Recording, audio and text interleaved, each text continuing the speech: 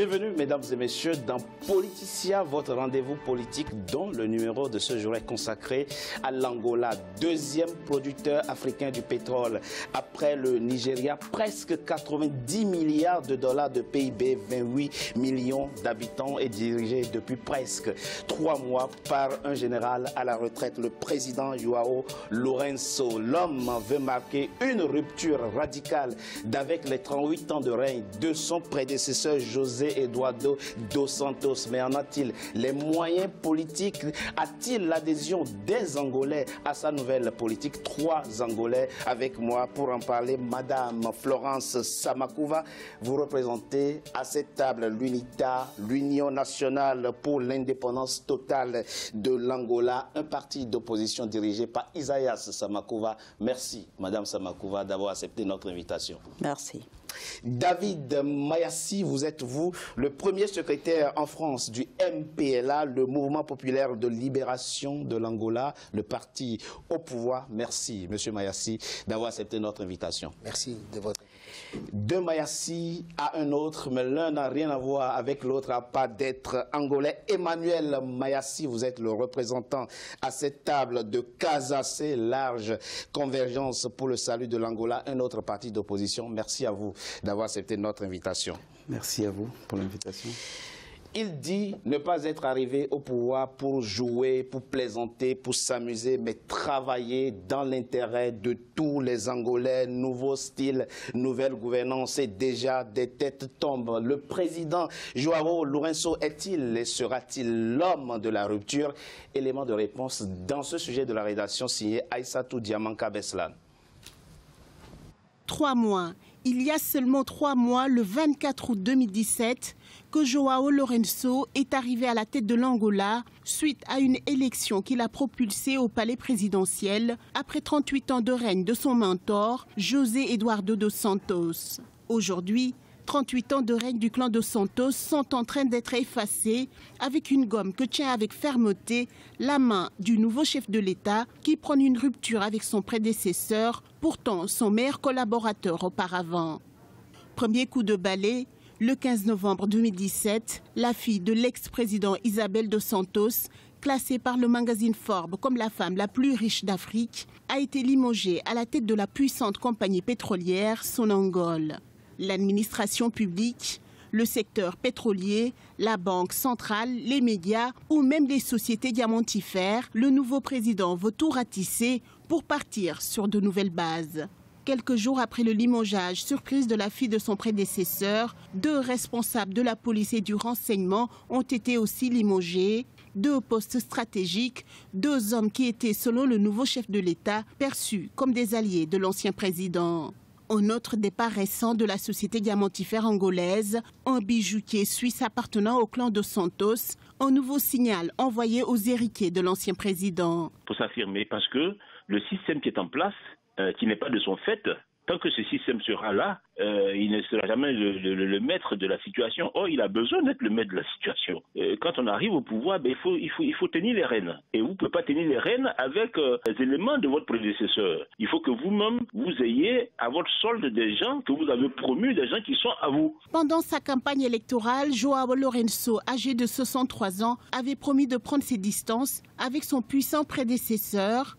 Son objectif, lutter contre la corruption, offrir les mêmes chances à tous les Angolais, sortir de la crise économique et enfin faire du pays une véritable vitrine de la démocratie. Cependant, même si sa volonté de refonte de l'État est affichée, certains spécialistes estiment qu'il n'y a pas une véritable rupture. Je pense qu'il n'y a pas une rupture, il y a une continuité dans la ligne politique, dans l'action du gouvernement, dans la cohérence et la force du parti qui reste le parti majoritaire. Simplement, le nouveau chef d'État qui est arrivé en accord avec l'ancien a besoin d'avoir ses hommes à lui, si je peux m'exprimer comme ça. L'Angola reste une des plus grandes puissances africaines, puissance militaire. Il y a une crise des recettes publiques due à la chute des cours du baril de pétrole, qui peut-être dans les mois qui viennent vont remonter légèrement. Le viseur est désormais tourné vers le fils de l'ancien président, José Filomeno de Sousa. Ce dernier dirige le fonds souverain angolais d'une valeur de 5 milliards de dollars. Les Angolais se sont battus les armes à la main pour recouvrer leur indépendance. Il faut que le président recouvre la confiance du peuple et puis faire une restructuration et tenir compte aussi des compétences et puis des valeurs et des ressources naturelles.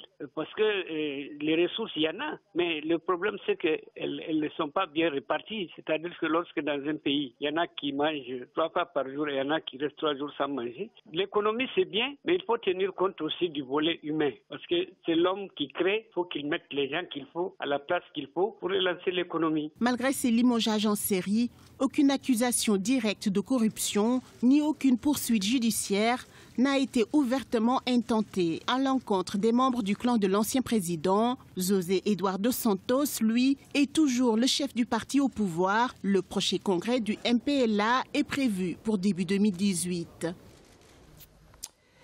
Emmanuel Mayassi, que pensez-vous alors très rapidement du style de gouvernance du général devenu président? Du style, en fait, pour aller droit au but, je pense que c'est par rapport à l'ancien président, c'est juste le style, la forme qui a changé. Pensez-vous? Oui, c'est juste la forme qui a changé. Quand il parle de rupture, vous ne le croyez pas? Non, il n'y a pas de rupture. Et qu'est-ce qu'il y a pas de rupture? Il n'y a pas de rupture, très rapidement, s'il vous plaît. Il n'y a pas de rupture parce que c'est le même parti, le même régime. Il n'y a que la personne qui a changé. Les méthodes sont les mêmes. Alors, comme je disais, c'est la forme. Il est venu avec un autre style, une autre façon de faire, mais le fond est toujours le même. Le fond est toujours le même, dites-vous. Nous avons à cette table le représentant du MPLA, donc le parti présidentiel. Le fond est toujours le même, dit votre compatriote Emmanuel Mayassi. Que lui répondez-vous très rapidement? Y a-t-il effectivement des éléments qui laissent penser aujourd'hui, qui peuvent laisser convaincre qu'il s'agit effectivement d'une rupture? Je pense que ça se voit, c'est visible dans ses actes. Les limogeages? Il n'y a pas que ça. Quoi donc? Dans notre slogan de campagne, ça a été clair et précis. Nous devons changer tout ce qui a été mal et améliorer tout ce qui a été bien fait. Ça se voit dans les actes. On n'a pas besoin d'aller plus loin. On n'a pas besoin d'aller plus loin, mais nous irons tout à l'heure plus loin que ça. Madame Samakouva, le président de votre parti, Isaias Samakouva, donc pendant la campagne électorale, disait que si jamais il était élu président, il limogerait, mais alors sans aucune hésitation, Isabel Dos Santos, la fille de l'ancien président José Eduardo Dos Santos. Donc son limogeage vous satisfait? Je pense que les Angolais se trouvent dans une situation de désespoir. Et les Angolais veulent le changement. Le changement, on l'attendait avec les élections. Les élections réalisées, les Angolais veulent maintenant voir ces changements concrétisés aussi. Alors, quand on parle de la rupture que le président actuel pratique, nous ne pensons pas que il s'agit vraiment d'une rupture. Qu'est-ce qui vous laisse en douter? Ce que nous laisse douter, c'est que ce qu'il y a jusqu'à ce précis moment, ce sont des exonérations d'émissions ou bien les limogeages.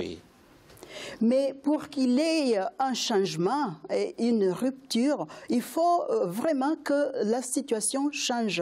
Il faut que la culture politique change. Il faut qu'il y ait des réformes. Il faut qu'il y ait des réformes.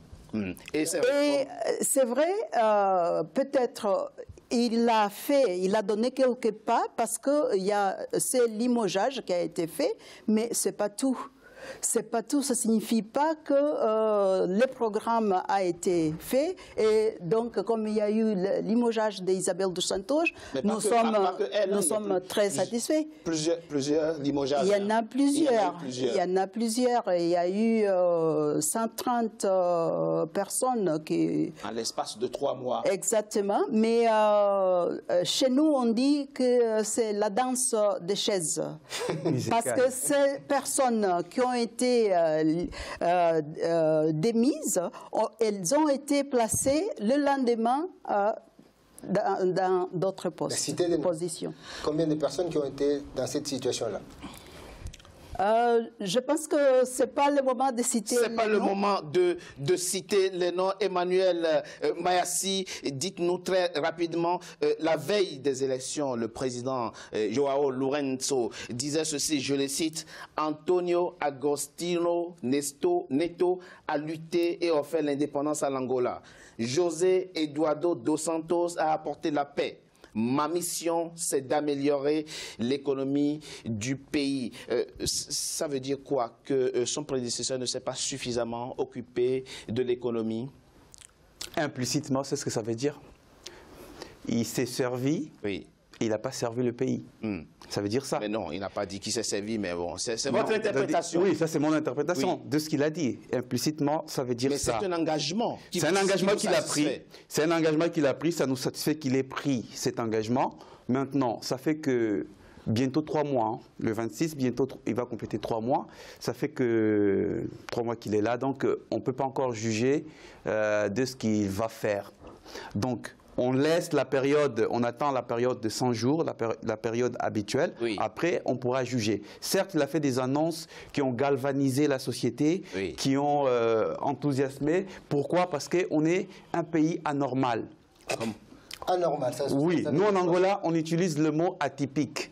Mais moi, je voulais dire qu'on est un pays anormal.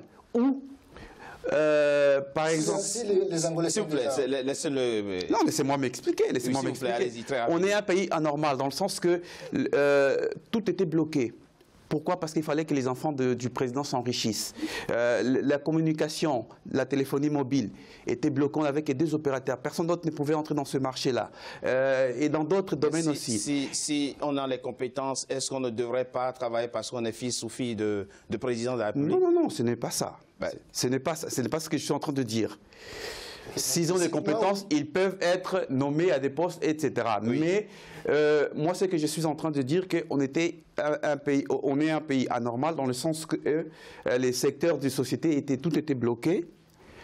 Pourquoi? Parce qu'il fallait que les enfants du président s'enrichissent.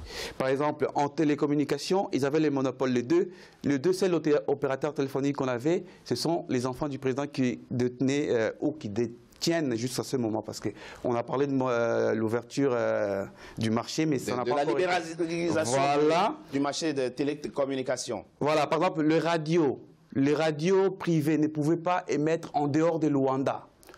Tout ça, c'est pour ça que j'ai dit qu'on est un pays anormal. Alors, ce que le président est en train de faire, moi j'appelle ça juste un processus de normalisation de la société. Dans tout pays normal, avoir plusieurs journaux privés, c'est quelque chose de normal. Avoir plusieurs radios privées, c'est normal. Mais nous, en Angola, on n'a pas tout ça. Les radios qu'il y a en Angola, ils émettent qu'à Luanda. Ça n'arrive pas jusqu'en province. Une fois, il y a une de radio qui a essayé de mettre en dehors de Luanda, il y a des éléments il y a des policiers qui sont venus. Donc c'est pour dire que il n'y a pas de quoi se galvaniser, sauter de joie.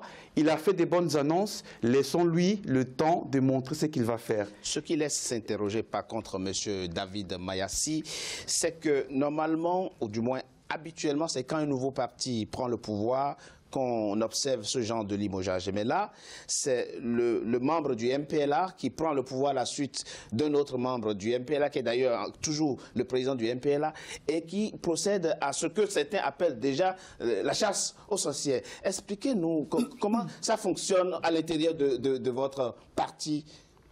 Mais c'est la démocratie tout simple. Pourquoi voulez-vous que ça change? Quand les choses ne marchent pas, on change de personnage qui ne marche pas. On veut des résultats tangibles. On a donné des gages au peuple angolais. Ça ne vous surprend pas, effectivement, qu'un autre membre du MPLA prenne le pouvoir et commence à limoger des proches de l'ancien président, de son mentor, de son ancien mentor? Ce n'est pas très étonnant? Ce n'est pas curieux comme phénomène politique? Il faut d'abord qu'on définisse le mot mentor, ça veut dire quoi? D'accord, mais il a coopté d'une certaine manière Eduardo il n'a pas coopté. Dos Santos. Il n'a pas coopté, pensez-vous? Non. Il a été élu démocratiquement, M. Lourenço. Oui, mais il y a eu un cheminement quand même. Il a été choisi par le gouvernement, par le membre du MPLA et le comité central. Non, mais les militants ne l'ont pas choisi. Attendez, comment ça les militants ne l'ont pas choisi? Nous, on l'a choisi au Congrès. Hein? Non, il devait y avoir... Dans un parti démocratique, il y a une élection, le militant est choisi parmi plusieurs candidats. C'est pas ce qui s'est passé. Nous tous, nous le savons. M. Eduardo dos Santos a imposé M. Jean Lorenzo. Vous n'allez pas nous donner, à nous, nos MPLA, des leçons de démocratie. Ah, si. Nous, on fonctionne on peut le donner. Comme vous voulez. Non. Tout à l'heure, vous venez de dire quelque chose qui est... Nous, on a eu une élection avec plusieurs candidats. Vous n'avez jamais eu ça dans un PLA. Donc, vous n'êtes pas démocratique. Vous n'avez jamais eu une élection avec 2 candidats. Jamais. Toujours le même. Ah, mais non. Ça, c'est pas une démocratie. Ah, si. C'est quoi cette démocratie-là où il y a toujours un candidat? Attendez. Alors on va effectivement... Tout à l'heure, évoquer effectivement les réformes nécessaires. Madame Samakouva a évoqué tout à l'heure effectivement des réformes nécessaires à opérer dans votre pays. Mais quand même, je voudrais quand même qu'on revienne un peu sur le règne de l'ancien président José Eduardo dos Santos. Quand on sait que votre pays a connu près de 27 ans de guerre civile, on peut mettre à l'actif de M. dos Santos la paix, puisque d'ailleurs le nouveau président le reconnaît. Le président Eduardo dos Santos nous a apporté la paix. C'est un capital précieux qu'on peut mettre quand même à son actif. Madame Samakouva. Moi, je ne pense pas que c'est grâce à lui qu'il y a eu cette paix. C'est grâce au temps qu'il était au pouvoir que, comment dirais-je, donc la paix est arrivée au moment où il était au pouvoir. Mais c'est pas lui. L'accord de paix signé en 2002, vous voulez dire qu'il est complètement étranger à cet accord de paix, qui n'en est pas un artisan? L'accord qui a été signé en 2002, c'est un accord qui a été signé parce que tout était fait, tout avait été déjà fait. Donc il fallait signer quelque chose pour que les gens qui étaient en train de se battre passent à une prochaine étape. C'est pas parce que c'est lui qui a construit la paix. Lui, il a mis les moyens militaires nécessaires pour dérober, pour comment dirais-je, créer cette défaite militaire à l'UNITA. C'est pas que il a construit la paix comme tel. Moi, j'appelle pas ça construire la paix. Une chose, c'est construire la paix. La paix, on pourrait appeler ça construire la paix si la paix avait surgi par des négociations. Ce n'est pas des pourparlers qu'il y a eu. Les pourparlers ont apparu après que tout avait été déjà fait. Respect. Combien des accords on avait signés avec l'UNITA pour finir avec la guerre? Combien d'accords n'ont pas été respectés? Et qui n'a pas respecté les accords? Et je vous demande, ah oui, c'est ça que je voulais vous poser comme question. C'est vous, en 92? C'est pas ça. Qui a commencé la guerre après? Non, c'est bien écrit. Bon, alors, il y a des documents qui le disent très bien, même l'ONU, qui l'a bien gardé, ces documents, en disant que l'UNITA avait bien, à la fin, reconnu ou bien accepté d'arrêter tout. La guerre. Bien sûr. Et c'est parce qu'elle était défaite militairement. Parce qu'il y avait cette... pas défaite militaire, mais parce que les MPLA voulaient continuer ou avaient massacré les gens qui étaient dans les villes. Vous êtes bien d'accord? Vous vous souvenez des massacres? Vous avez une lecture, de tous les massacres qu'il y a eu. Non, mais moi, je pense que ça ne sert à rien qu'on retourne dans le passé. Ça ne sert à rien. Dans le passé, mais on retient. Voilà, ça ne sert à rien qu'on retourne dans le passé. Parlons plutôt de l'avenir de l'Angola que nous voulons. Attendez. La question a été posée. Mais très rapidement, très rapidement, oui. La question a été posée, il faut que ce soit clair. Attendez. Le président de la République, c'est quand même l'architecte de la paix. S'il n'a pas mis tous les moyens, vous venez de dire tous les moyens. C'est vous qui l'avez dit. Non, mais madame a dit elle a mis les moyens militaires en œuvre pour contraindre l'UNITA, pour connaître l'UNITA de Jonas Savimbi à la défaite. Pour gagner une guerre, il faut bien des moyens militaires. Il faut bien des moyens. Moi, je dirais que la paix en Angola, c'est l'effort de tous les Angolais. Il y a beaucoup d'Angolais qui ont sacrifié leur vie pour que la paix revienne. Il y a l'Église catholique qui a fait des efforts. Il y a beaucoup. C'est l'effort de tous les Angolais. Le mérite que je reconnais, ça je concède au président, c'est que quand le président de l'UNITA est mort, il n'a pas il n'a pas eu ce côté triomphaliste de dire que je vais poursuivre tous ces éléments qui sont restés, etc. Il a eu cette présence d'esprit de faire la paix. Cette sagesse. Hein, je rappelle effectivement, oui. De faire la paix, ça je le reconnais ça. Mais dire que c'est grâce à lui seul, etc., ça, j'en suis pas d'accord. L'effort des guerres, l'effort de tous les Angolais. 2 personnes. Quand il y a une guerre, il y a 2 personnes qui se mettent à table pour signer des accords. Nous reviendrons dans la deuxième partie de notre émission sur le parcours et la vision du nouveau président de l'Angola. Mais je propose qu'on marque une courte pause. On se retrouve tout à l'heure. À tout de suite.